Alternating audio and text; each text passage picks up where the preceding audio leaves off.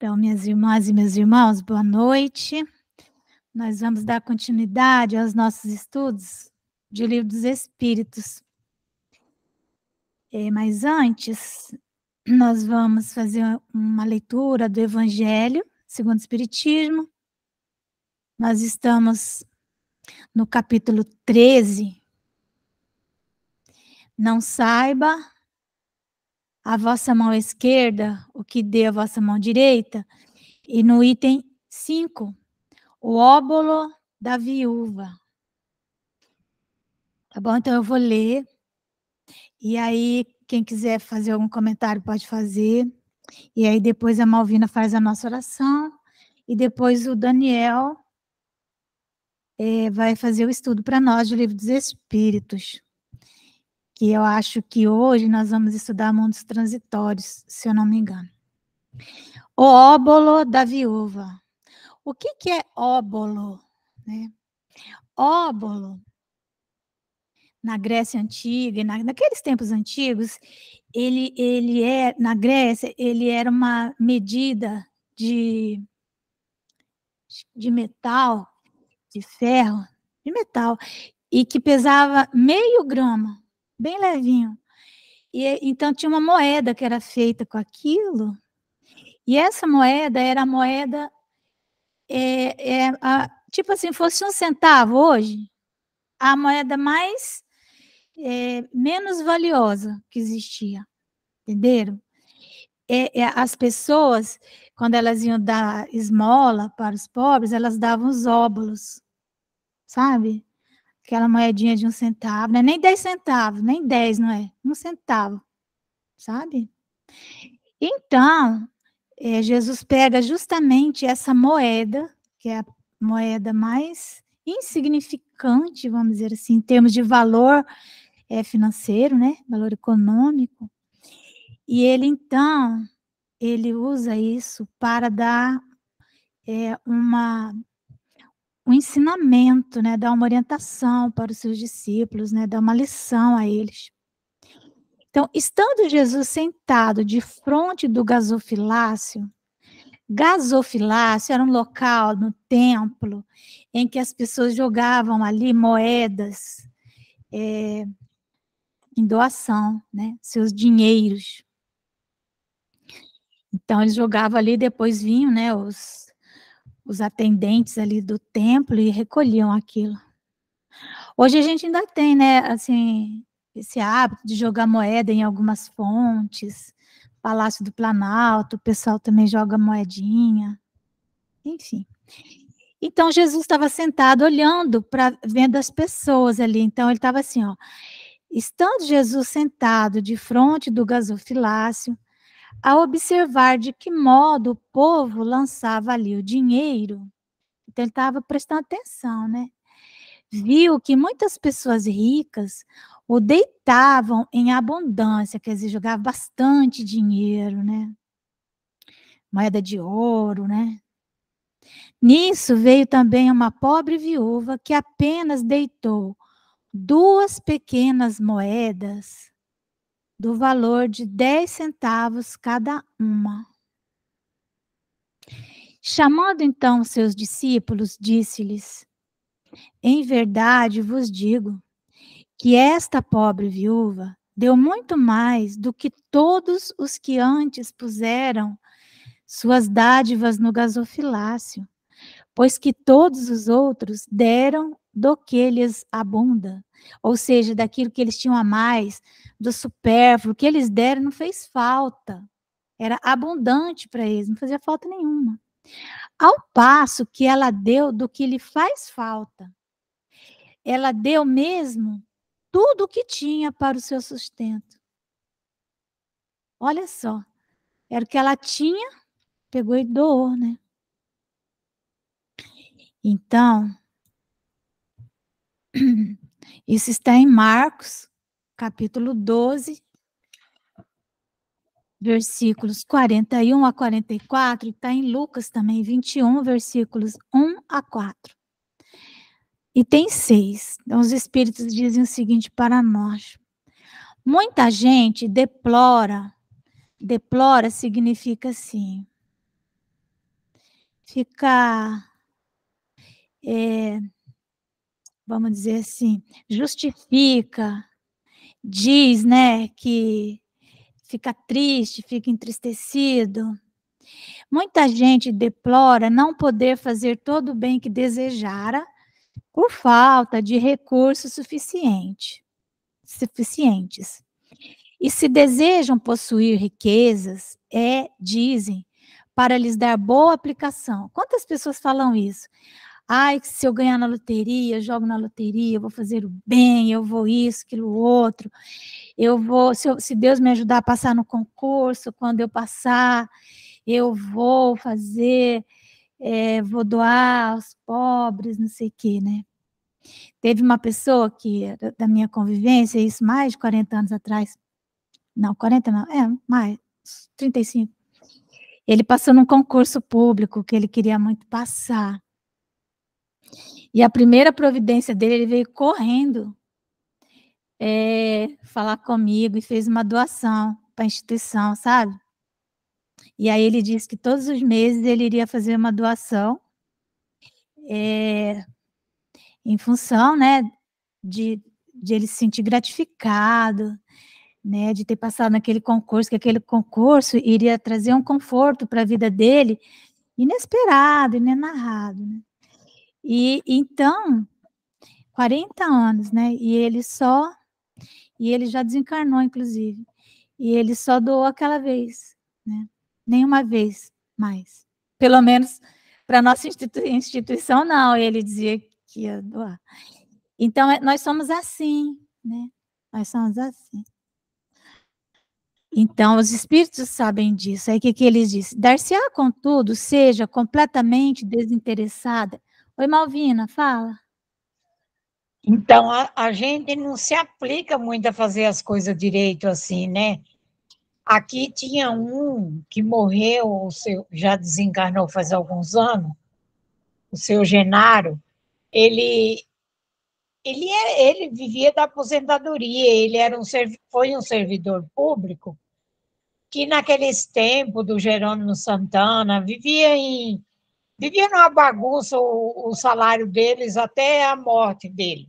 Não saiu os dinheiros que prometeram, né? Então, mas ele, Márcia, todo mês ele tinha aquela doação para o centro, chovesse ou fizesse sol. E ele já tinha uma certa idade, assim, igual eu, sabe? E ele criava Aham. aquele monte de neta que as filhas dele causavam problema.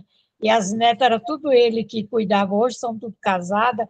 Então, e ele, quando ele adoeceu, ele não tinha como se tratar.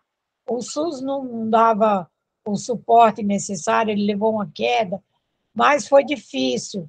Aí os irmãos do centro, muitos ajudaram, né? A, a fazer aqueles exames que ele precisava, no velório dele também foi ajudado, mas ele, olha, era Firme, né? aquele peso, sim, firme. Ele doava todo mês, não tinha problema. Não era muita coisa, mas o dele estava sempre ali. Mas era aquele óbolo, né? Era aquele Então, que ele tinha, muitas vezes nós ficamos esperando, né? Bons É, tempos, sem nos dar conta de que nós já temos tanta coisa, né? sim, E aí os espíritos sabem disso, né? Ele fala assim: será mesmo, né, que isso é desinteressado em todos, né? Você quer ficar rico para fazer o bem mesmo, né? é, Não haverá quem, desejando fazer o bem aos outros, muito estimaria poder começar a fazê-lo a si próprio, por proporcionar a si mesmo alguns gozos mais, por usufruir de um pouco do supérfluo que lhe falta, pronto a dar aos pobres o resto? Essa que é a verdade, né? Esta segunda intenção, que esses tais, porventura, dissimula aos seus próprios olhos, mas que se lhes depararia no fundo dos seus corações, se eles os perscrutassem, anula o mérito do intento, visto que, com a verdadeira caridade, o homem pensa nos outros antes de pensar em si. O ponto sublimado da caridade, nesse caso, estaria em procurar ele no seu trabalho, pelo emprego de suas forças, de sua inteligência, de seus talentos, os recursos de que carece para realizar seus generosos propósitos. Deixa eu só desativar aqui. Haveria nisso o sacrifício que mais agrada ao Senhor, porque nós não precisamos ir além daquilo que são as nossas possibilidades, né? Nós precisamos ir, Deus sabe. Então, infelizmente, a maioria vive a sonhar com os meios de mais facilmente se enriquecer de súbito e sem esforço, correndo atrás de quimeras, quais as descobertas de tesouros, de uma favorável ensanche aleatória. Então, toda semana joga na loteria. O meu pai, ele jogava toda semana na loteria e mais de uma vez, sabe? Era assim a alegria da vida do papai. O papai já com 90 e tal. E eu falava assim, pai, mas olha só, até essa idade o senhor ainda não ficou rico. Para que querer ficar rico, né? E ele sonhava, sabe? Que ele ia fazer, até que chegava o outro outro concurso lá da Caixa, e ele jogava de novo, e assim ele ia viver na vida, né? Então, é assim, né? Aquela vida de sonho. Fala, Malvina. A minha orelha esquerda é assim também. Não perde duas vezes por semana. Não, eu já não sou ligada nisso, não. Eu também não. Se eu tiver que ganhar alguma coisa na loteria, eu tenho que achar alguma coisa, porque eu não lembro assim disso, sabe? De ir lá jogar. E você sabia que eu comprava de um homem os números já feitos, eu ganhei a quadra e o terno. Um no mês e o outro no outro, mas aí o homem parou de fazer, eu não comprei nunca mais.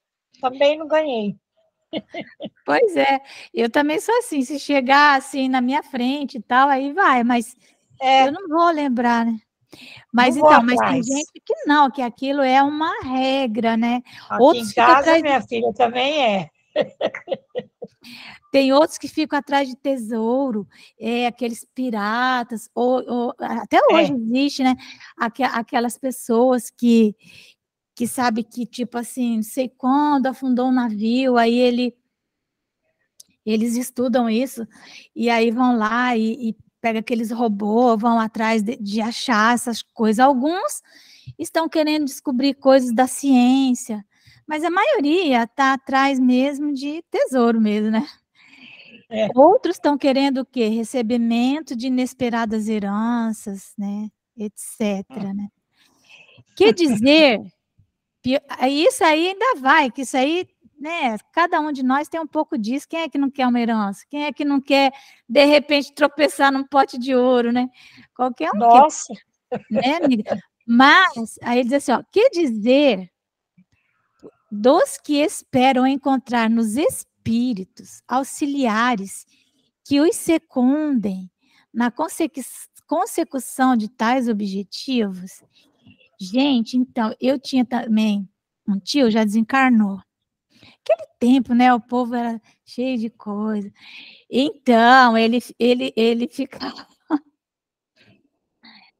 falando as coisas que os rituais lá que ele fazia para ver uns números aparecer, sabe? Os negócios assim. Aí, quando chegava nas festas juninas, apareciam os números na brasa, aparecia não sei aonde. E sabe, isso tudo procurando que os espíritos, né, tal, viesse trazer, falar qual que ia ser o número, né? E ele tinha essa fé mesmo que isso acontecia e tal. Sim. Aí é isso, né? Então, essas pessoas, elas aqui, os espíritos dizem assim, ó, certamente não conhecem, nem compreendem a sagrada finalidade do espiritismo, e ainda menos a missão dos espíritos, a quem Deus permite se comuniquem com os homens, daí venham serem punidos pelas decepções. Porque às vezes o Espírito fala, vai, faz isso. A pessoa sonha com não sei o que lá, vai lá, joga. E aí depois não dá, né? Aí fica triste, né? Então a decepção, a decepção é a própria punição, né? E aquela de quase ganhei, quase ganhei. Aí passa o dia inteiro falando naquilo, aí passa o tempo, né? É uma forma de passar o tempo, né? Essas coisas me enchem, viu? Muito melhor ler um livro, né, amiga? Então, também acho. Aqueles cuja intenção está isenta de qualquer ideia pessoal, tem aquelas pessoas que realmente pensam nisso, né? Mas elas realmente querem fazer o bem, devem consolar-se da impossibilidade em que se vêem de fazer todo o bem que desejariam, lembrando-se que o óbolo do pobre, né, a moedinha do pobre, do que dá, privando-se do necessário, pesa mais na balança de Deus do que o ouro do rico, que dá sem se privar de coisa alguma, né? Grande seria realmente a satisfação do primeiro, se pudesse socorrer em larga escala a indigência. Mas, se essa satisfação lhe é negada, submeta-se e se limite a fazer o que possa. Porque, lógico, quando a pessoa ela se habitua com a prática da generosidade, né? Que generosidade é essa distribuição de gêneros, de coisas, pegar as coisas e dar concretude a elas, a transformar aquilo em benefícios. E isso gera, vamos dizer assim, uma energia boa que retorna para a pessoa. A gente vai percebendo isso. E então a pessoa gostaria de fazer muito mais, às vezes, porque ela já sentiu aquela alquimia que vem, né, de retorno disso, né? Mas às vezes essa satisfação que a prática do bem causa é negada. Por quê? Por questões, vai saber se quando ela podia fazer em outras vidas, ela não fez, né? Então, aí os espíritos dizem assim, ó, submeta-se e se limite a fazer o que possa. Aliás, será só com o dinheiro que se podem secar lágrimas e dever-se-á ficar inativo desde que se não tenha dinheiro? Todo aquele que, sinceramente, deseja ser útil a seus irmãos, 1000 ocasiões encontrará de realizar o seu desejo. Procure-as e elas se lhe depararão. Se não for de um modo,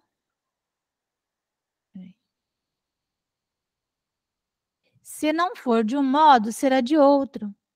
Porque ninguém há, no pleno gozo de suas faculdades, não existe ninguém, né, que, no pleno gozo de suas faculdades, não possa prestar um serviço qualquer. Prodigalizar um consolo, consolar alguém, né? Minorar um sofrimento físico ou moral, fazer um esforço útil, se esforçar, né? Para que algo de bom aconteça. Não dispõe todos à falta de dinheiro, do seu trabalho, do seu tempo, do seu repouso, para de tudo isso dar uma parte ao próximo. Também aí está a dádiva do pobre, o óbolo da viúva. Então, é isso, né, meus irmãos? Nós prestarmos atenção no nosso tempo, prestarmos atenção no quanto nós nos dedicamos. Às vezes nós estamos no nosso trabalho, por exemplo, né? Estamos lá cumprindo o nosso dever. E aí aparece alguma coisa que não estaria bem dentro daquilo que seja o nosso contrato de trabalho, um companheiro que nós conseguimos ajudar. Então, há sempre, onde quer que nós estejamos, oportunidades de sermos úteis, né? De fazer um esforço útil, dizem os espíritos, de transmitir o nosso conhecimento. de, às vezes, prestar atenção numa, né, numa necessidade ali de alguém que está, às vezes, vamos dizer assim, num momento difícil, ninguém está vendo, né? E nós, às vezes, chegarmos e demonstrarmos empatia, né? Então, são essas coisas que não dependem do dinheiro, não é? Não depende. Às vezes, também nós iniciarmos alguma coisa que possa ajudar alguém, né, realizarmos iniciativas. Hoje em dia tem tanta forma, às vezes a gente vê às vezes na internet, né, aquelas pessoas que precisam fazer cirurgia, isso, aquilo, outro, e aí as pessoas fazem aquelas vaquinhas, às vezes um pouquinho a gente pode dar, né, e às vezes podemos divulgar. Quanta coisa nós podemos fazer e que vai fazer a diferença. A gente às vezes não tem noção, uma divulgação que a gente faz de um Pix, por exemplo, para ajudar uma cirurgia de uma criança. A gente passa para os nossos contatos, né? E aí acontece. Hoje em dia o mundo está assim, né? Tá essa rede de apoio, né? Nós podemos participar dessas redes de apoio. Também nós nos dedicarmos, às vezes, algum tempo da nossa vida a conhecermos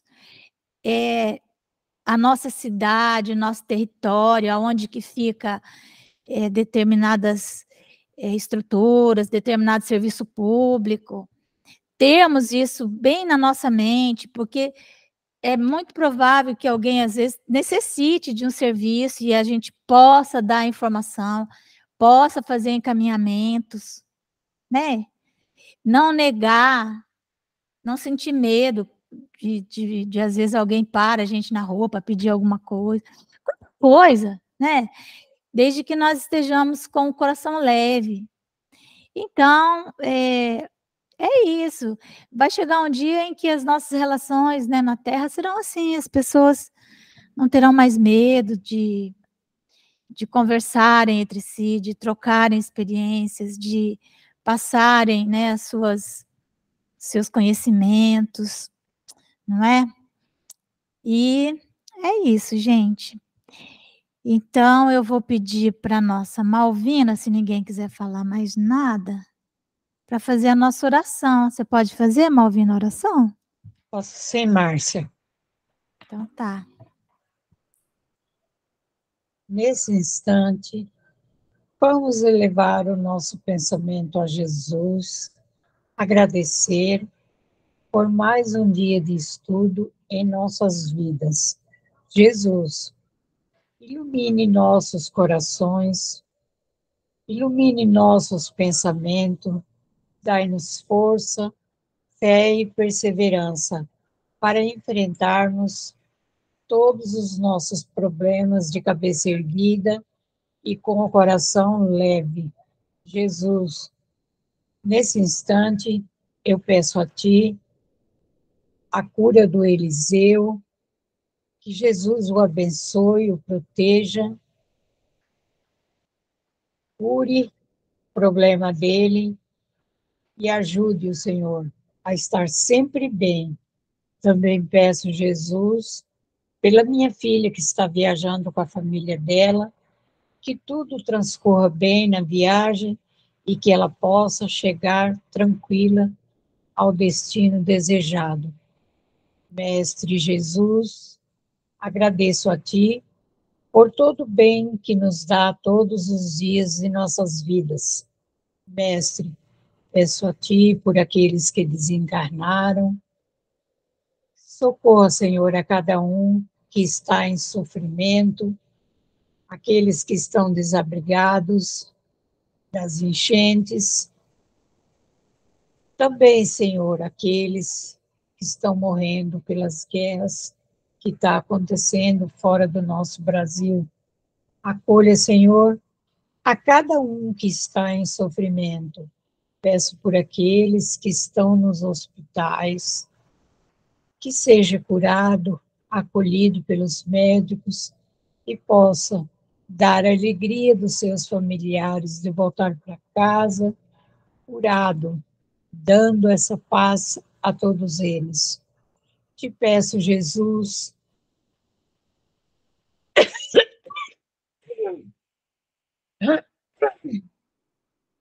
derrame bênçãos em todos os lares dos nossos amigos, dos nossos familiares, que haja, Senhor, muita paz no coração de cada um, que essas guerras possam terminar, que essa amargura que está nas pessoas, de doença, de maldade, seja tudo controlada, Senhor, e que a tua paz seja, Jesus, em cada coração, em cada lar, em todas as famílias. Agradeço, Jesus, pelo dia de hoje, por tudo que nos destes, que a paz visita nosso lar, que tenhamos, Senhor, todos uma noite de muita paz, de muita energia boa, e amanhã será um novo dia em nossas vidas, que possamos continuar estudando, aprendendo e agradecendo todos os dias. Esteja conosco, Jesus, hoje e agora, por todo sempre, que assim seja. Que assim seja, graças a Deus. Passar a palavra para o nosso Daniel. Tá bom, Daniel? Sim. Vou transmitir aqui.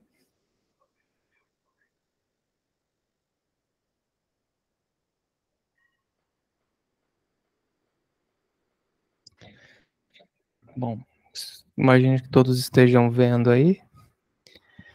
Então vamos continuar na sequência, capítulo 6. Livro dos Espíritos, Mundos Transitórios.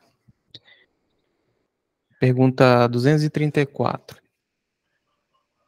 Há, de fato, como já foi dito, mundos que servem de estações ou pontos de repouso aos espíritos errantes?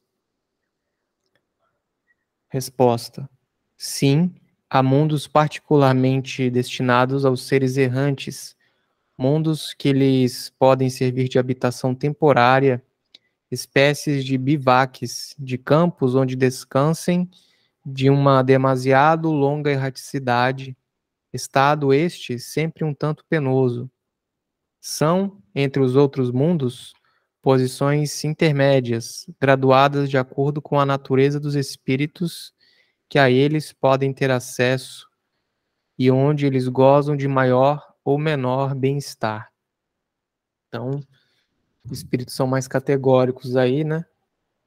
Dizendo que, de fato, existem mundos com a destinação de servirem, né? De habitação temporária, né? Estações de repouso, né? Pontos de parada ali para os espíritos, né? Que estão em evolução, espíritos errantes ali entre uma encarnação e outra, e ali eles ficam pelo tempo que for necessário para descansar, para refazer as forças, esse tipo de coisa, né? Item A. Os espíritos que habitam esses mundos podem deixá-los livremente? Sim, os espíritos que se encontram nesses mundos podem deixá-los a fim de irem aonde devam ir. Figurai-os como bandos de aves que pousam numa ilha para aí aguardarem que se lhes refaçam as forças a fim de seguirem seu destino. Então, basicamente é isso, né? Os espíritos, de acordo com as suas necessidades, têm a opção de ficar nesses mundos, né? E a hora que eles percebem que já foi o suficiente, eles podem deixar esses mundos, né? E continuar o processo evolutivo deles, né? Questão 235. Enquanto permanecem nos mundos transitórios, os espíritos progridem? Resposta: certamente. Os que vão a tais mundos levam o objetivo de se instruírem e de poderem mais facilmente obter permissão para passar a outros lugares melhores e chegar à perfeição que os eleitos atingem. Não seria razoável que não houvesse evolução, né? Seria um desperdício, né? De espaço e tempo, né? Se não houvesse evolução, literalmente espaço e tempo, né? Então, questão 236. Pela sua natureza especial, os mundos transitórios se conservam perpetuamente destinados aos espíritos errantes? Não. A condição deles é meramente temporária. Até porque isso é quase que uma lei da natureza, né? Nada é... Poucas coisas são fixas, né? Praticamente tudo no universo está em evolução, né? O próprio universo em si está em evolução, né? Então não poderia ser diferente para esses mundos, né? Da mesma forma que os habitantes desses mundos estão evoluindo, né? Esses mundos também evoluem. Até porque o próprio espaço, ele não é estático. O espaço sideral, que eu quero dizer, né? Esses mundos não ficam parados, sem movimento, não, tudo está em movimento, né? Eles estão orbitando estrelas, estão orbitando outras, esses mundos, né? Estão orbitando outras corpos celestes, né? Ou estrelas, enfim, né? Quando ele fala mundos, podem ser luas também, né? Não precisa ser necessariamente um planeta igual Marte, Júpiter, Saturno, pode ser as luas também, né? Que são como se fossem planetas menores, né? Que orbitam os planetas, né? E como as coisas estão em movimento, elas vão evoluindo, vão se modificando, né? Então, esse mundo que às vezes é um mundo muito simples, ele não tem vegetação, por exemplo, não tem vida no estado, na dimensão material, por exemplo, pode acontecer de cair um meteorito ali com matéria orgânica e a partir daí isso começa a evoluir e em pouco tempo você vai ter vida na dimensão material, né? Então é por isso que esses mundos, eles não têm como ficar para sempre como sendo mundos destinados a espíritos errantes, mundos transitórios para sempre, não tem como. Porque a própria dinâmica do universo não permitiria isso, né? Item A. Esses mundos são ao mesmo tempo habitados por seres corpóreos? Resposta. Não. Estéril é neles a superfície. Os que os habitam, de nada precisam. Então, é por isso que eu estou falando, né? São mundos destinados à vida espiritual, né? Então, você não vai necessariamente encontrar... Não é que é impossível, né? Você não vai encontrar a vida ali, geralmente, né? Mas não é impossível. Item B. É permanente essa esterilidade e decorre da natureza especial que apresentam? Não, são estéreis transitoriamente. E corretíssimo, né? Porque, como eu disse, tudo é muito dinâmico no universo, né?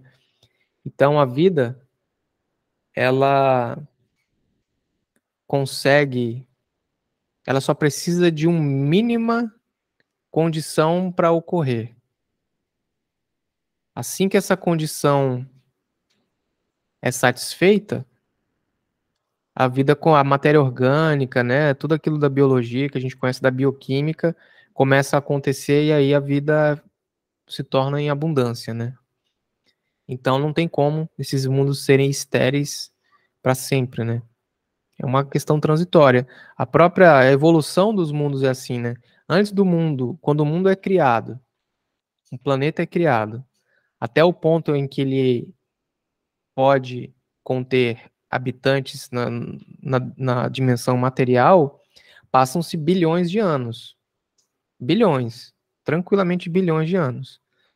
E nesses bilhões de anos, esse mundo ficou que ele ficou sem vida na dimensão material mesmo, né? Na mesma dimensão que nós aqui.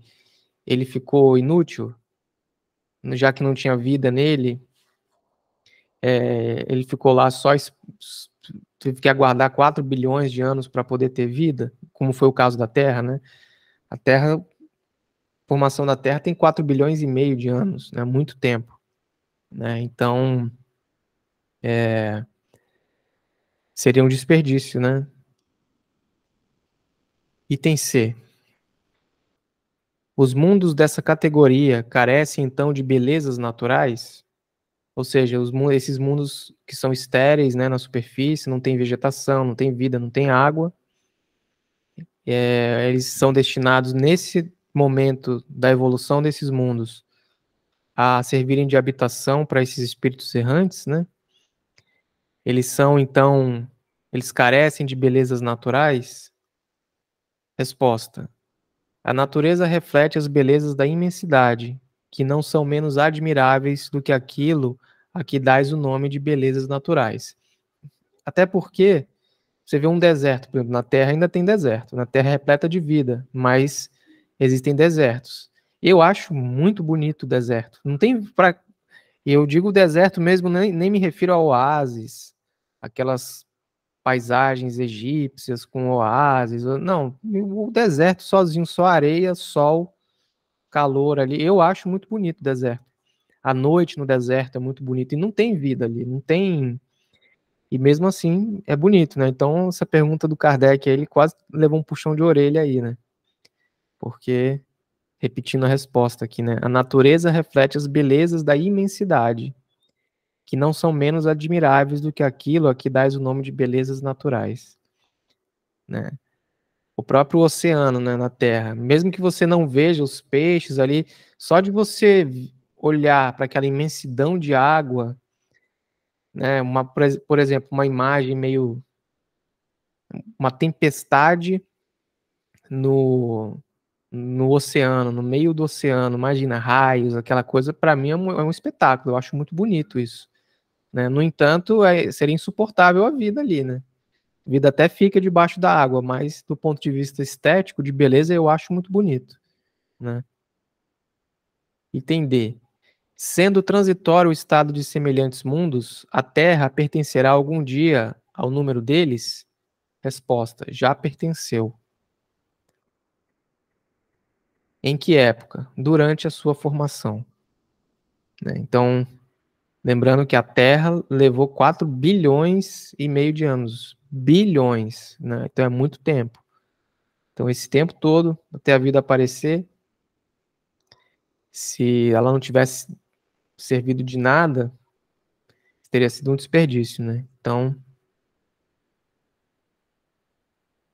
comentário de Kardec aqui. Nada é inútil na natureza. Tudo tem um fim, uma destinação. Em lugar algum há o vazio. Tudo é habitado. Há vida em toda parte.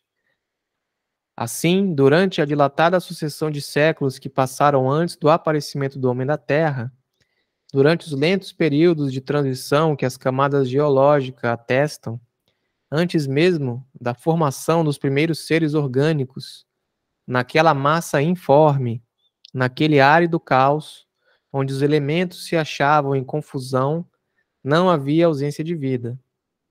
Seres isentos das nossas necessidades, das nossas sensações físicas, lá encontravam refúgio. Quis Deus que, mesmo assim, ainda imperfeita, a Terra servisse para alguma coisa. Quem ousaria afirmar que entre os milhares de mundos que giram na imensidade, um só mundo, dos menores, perdido no seio da multidão infinita deles, goza do privilégio exclusivo de ser povoado?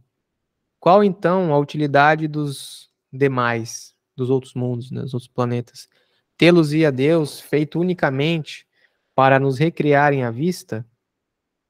Suposição absurda, incompatível com a sabedoria que esplende em todas as suas obras e inadmissível desde que ponderemos na existência de todos os que não podem perceber, todos os que não podemos perceber. Ninguém contestará que nesta ideia da existência de mundos ainda impróprios para a vida material e não obstante já povoados de seres vivos apropriados a tal meio, há qualquer coisa de grande e sublime, em que talvez se encontre a solução de mais de um problema. Né? Então, enquanto a Terra, por exemplo, usando como exemplo a Terra, né, estava nos primórdios da sua formação, ela deu refúgio a espíritos que estavam nos primórdios das suas encarnações ou que tinham necessidades não tão complexas, né? E a partir do momento que o planeta evoluiu, ele passa a sediar, né? A dar lugar a espíritos que estão num estado evolutivo compatível com aquele mundo, né?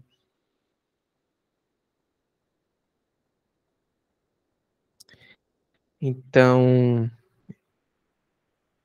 encerramos aqui a parte dos mundos transitórios. Não sei se eu devo continuar, a gente continua?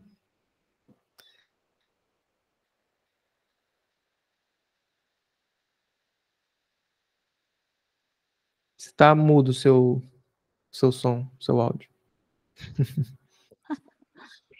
Acho que sim, acho que pode mais uns 10 minutos, né? Tá bom. Uhum. Então, vamos continuar aqui.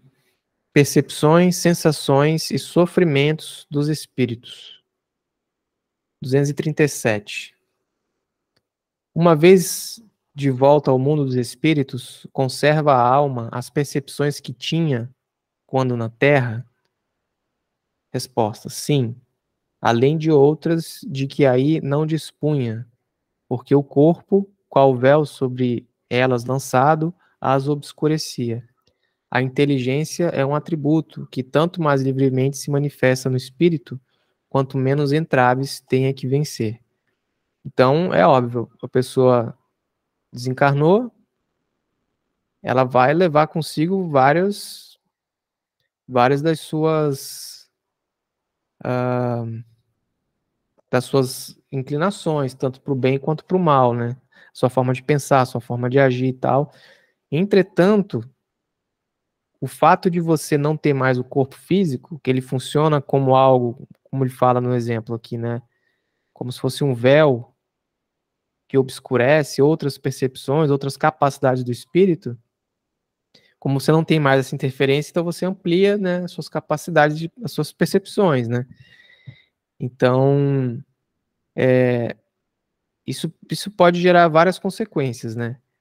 Primeiro, que a pessoa quando desencarna, ela está no estado lúcido, porque às vezes a pessoa desencarna e fica ali durante um certo período de tempo num estado meio confuso, não está entendendo o que está acontecendo, mas a partir do momento agora que ela já está lúcida, já entendeu o que aconteceu, né? Óbvio que ela vai lembrar dessa encarnação recente, né? Muitos até ficam obsidiando outras pessoas, porque acham que foi culpado por isso ou aquilo.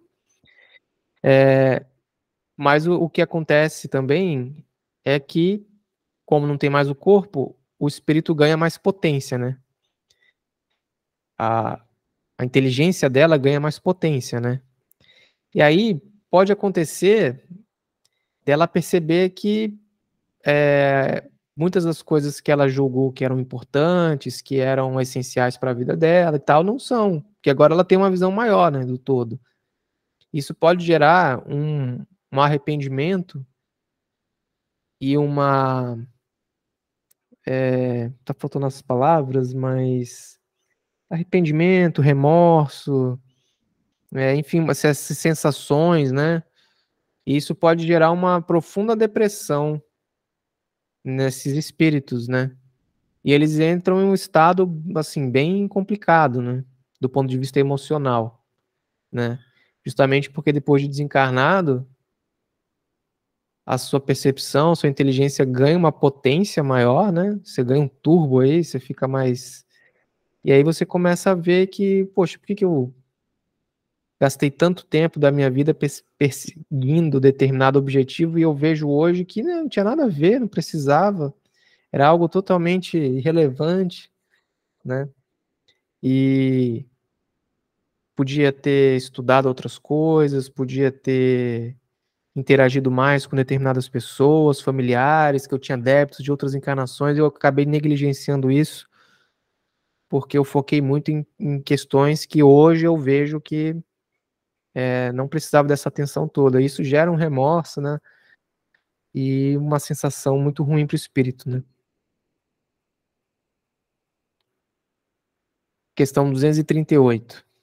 Gera uma sensação assim de perda de tempo, né? Perda de tempo, né? Diz que a pior coisa que o espírito sente no mundo espiritual é isso. Perder o tempo. Né? Até porque é só encarnado que você pode, de fato, pôr à prova, né? Evoluir mais. Assim, o nosso progresso, né? Ele ocorre muito mais rapidamente quando encarnado, né? Se você perdeu a encarnação, perdeu muito tempo fazendo coisas tolas, estúpidas, né? Você vai ter uma sensação de arrependimento aí muito grande depois, né?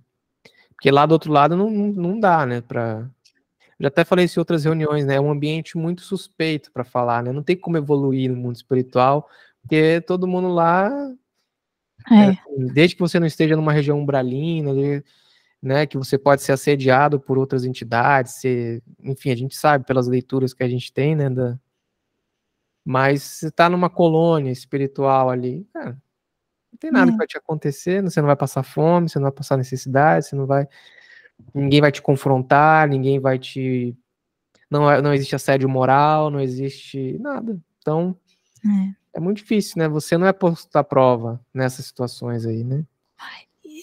E na existência, né, é aquela chamada porta estreita, né, que a gente entra, né? Tudo é estreito, né? Desde a miniaturização, a própria, né, ali né, enquanto você evolui no útero, a saída, e a programação reencarnatória, ela é estreitinha, então, são experiências bem simples, e às vezes o espírito não aceita aquilo, ele acha que aquilo não é para ele, que aquilo é muito pouco, né? Não aceita onde nasceu, não aceita as pessoas com as quais ele se relaciona, e então ele começa a fugir, né, daquelas experiências teoricamente singelas, né? Porque aí vem o orgulho, né? Ah, sim. Inclusive, eu tenho um exemplo meu disso daí. Eu acho que eu já falei outras, não sei se em reuniões como essa, mas teve um período da minha vida que eu estava estudando na faculdade, né? A faculdade minha foi bem puxada e tal. E eu tinha esse negócio de não querer perder tempo com várias coisas, né? Então, assim, o tempo que eu tinha, eu queria estudar, queria desenvolver coisas e tal, né? E aí, assim, lavar louça, eu achava perda de tempo, lavava porque era obrigação, porque, né, a própria arrumação da casa em si, por que eu vou perder tempo com isso? Eu posso gastar esse tempo lendo alguma coisa e tal. Sim. E depois eu percebi que não. Que isso, você nunca vai ser um espírito de luz se você não souber Não lavar a passar louça. por isso, essa coisa estreita, né? Se você não for uma pessoa organizada, se você não, entendeu? De nada vale isso, né? Então, assim, senão você tem que perder tempo, sim, lavando louça, perder tempo, sim, arrumando o ambiente, deixando ele habitável, deixando ele agradável. Isso faz parte, esse tempo tem que ser contabilizado. É igual banho, tem que tomar banho, não tem... Mas vou falar isso, não quero perder tempo tomando banho, vou ficar lendo aqui um livro de física. Não, você tem que tomar banho, né? Você tem que saber cozinhar bem o alimento, o que você vai comer, como você vai comer e tal. Isso tudo faz parte da vida. Você vê o Mahatma Gandhi, ele chegou num ponto que ele tecia a própria roupa, né? Uhum. E não era só que ele costurava, não sei o que, ele tinha o tear lá dele, e isso chama meditação na ação, né? É como você permite que a energia ela cicle, né? Ela transite bem, né? E aquilo que parece que é uma perda de tempo, na verdade, você está desenvolvendo a sua atenção, né? E aí, quando você vai fazer alguma coisa que precisa da inteligência, você simplesmente vai, você vai render muito mais, né? Sim. Vamos ver onde que eu parei aqui. 238, né? São ilimitadas as percepções e os conhecimentos dos espíritos? Numa palavra, eles sabem tudo? Resposta: quanto mais se aproximam da perfeição, tanto mais sabem. Se são espíritos superiores, sabem muito. Os espíritos inferiores são mais ou menos ignorantes acerca de tudo. Mais ou menos ignorantes acerca de tudo, né? Então é isso, né? Espíritos perfeitos sabem praticamente tudo aquilo que é possível saber. Acho que essa que é a forma de falar. Eles sabem tudo o que é possível saber, né? E os espíritos superiores sabem muito, né? Sabem bastante, né? Não são os perfeitos ainda, né? Mas são os espíritos superiores. 239. Conhecem os espíritos o princípio das coisas? Conforme a elevação e a pureza que hajam atingido, os de ordem inferior não sabem mais do que os homens. Até porque são apenas homens desencarnados. Homens e mulheres, né? Esse homens aí é genérico, né? Então, os espíritos inferiores são pura e simplesmente homens e mulheres que desencarnaram, têm o mesmo conhecimento que tinha, não tem, né? Então, os espíritos depurados, aqueles que já atingiram, né, o nível, eles conhecem o princípio das coisas, né? E princípio das coisas é a natureza das coisas, né? De onde vem a intimidade de Deus, que não é dado saber, mas eles têm uma noção maior, né? Eles têm uma compreensão de Deus, do que seria Deus, né? Maior do que nós, né? As leis da natureza, eles têm uma compreensão muito boa sobre isso, né? Lembrando que, por exemplo, Jesus, a gente fala que ele fazia milagre, ele não fazia milagre, né? Ele simplesmente conhecia como a natureza opera, né? Então ele operava em cima de informações aí que a gente não tem, né? Para ele era muito natural, né? Então as pessoas achavam que era um milagre e tal, mas na verdade são atributos de espíritos dessa envergadura, né? 240. A duração, os espíritos a compreendem como nós?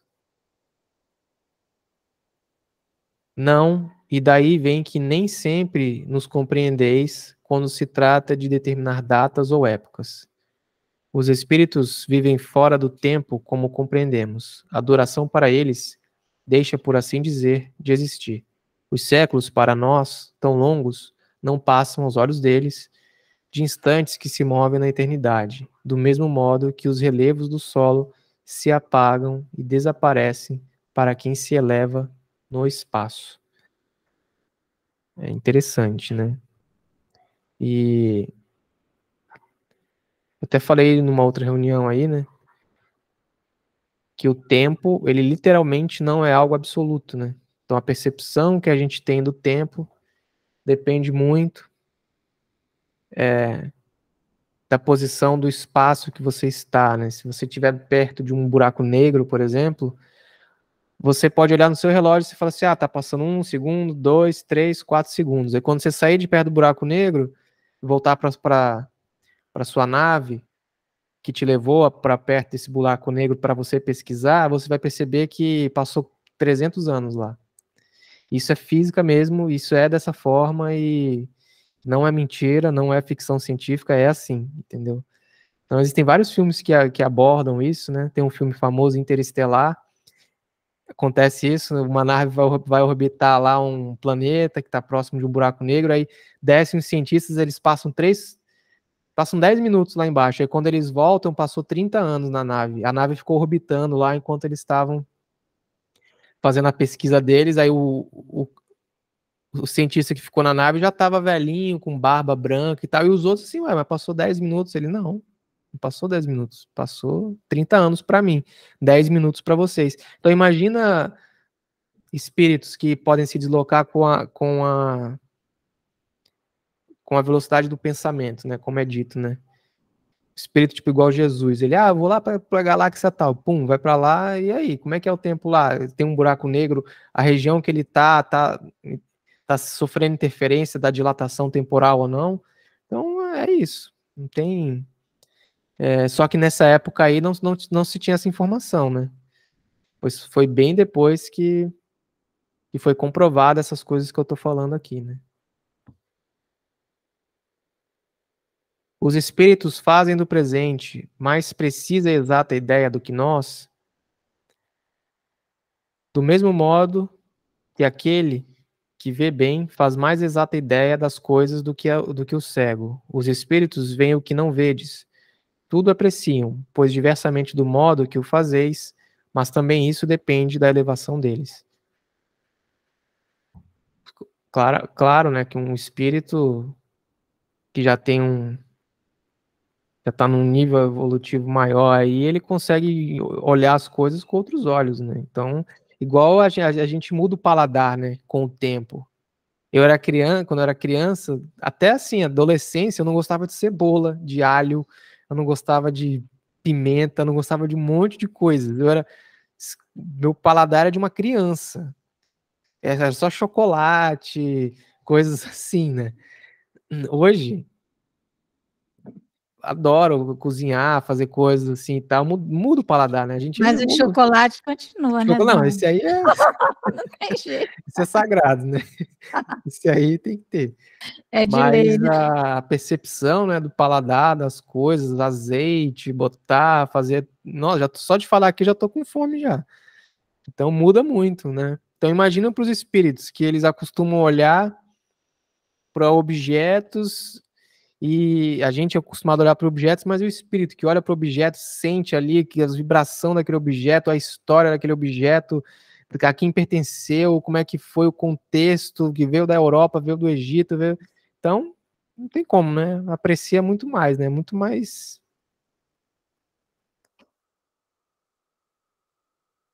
Então, acho que vou encerrar por aqui, porque falta 2 minutos, né?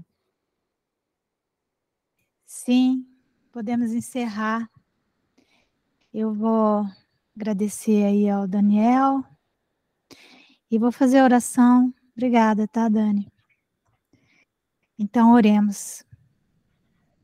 Jesus, Senhor, mestre e amigo dos nossos corações, agradecemos, Senhor, por mais esse momento em que pudemos estar reunidos em família e em vosso nome.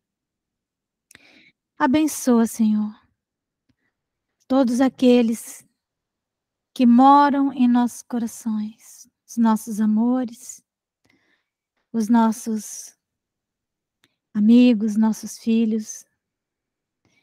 Abençoa também, Senhor, aqueles que são nossos irmãos em humanidade, especialmente os que estão desalentados, os sofredores, os fracos, os enfermos. Possamos, Senhor, na noite que se avizinha, nos encontrarmos com os nossos guias espirituais, nos encontrarmos novamente nessa vida de relação em família, para apertarmos os nossos laços. Senhor Jesus, abençoa as nossas residências, protege, Senhor, as nossas casas, de todos os perigos que vêm de fora. Rogamos especialmente pela paz na terra, neste momento em que Os homens estão alucinados e perdidos. Sabemos, Senhor, que os espíritos que nos governam conhecem o móvel das ações de cada um e sabem a melhor forma das coisas se desenrolarem. Quanto a nós, possamos reforçar a nossa fé e onde estivermos, fazer a nossa parte. Ser conosco, Senhor, e graças a Deus, que assim seja.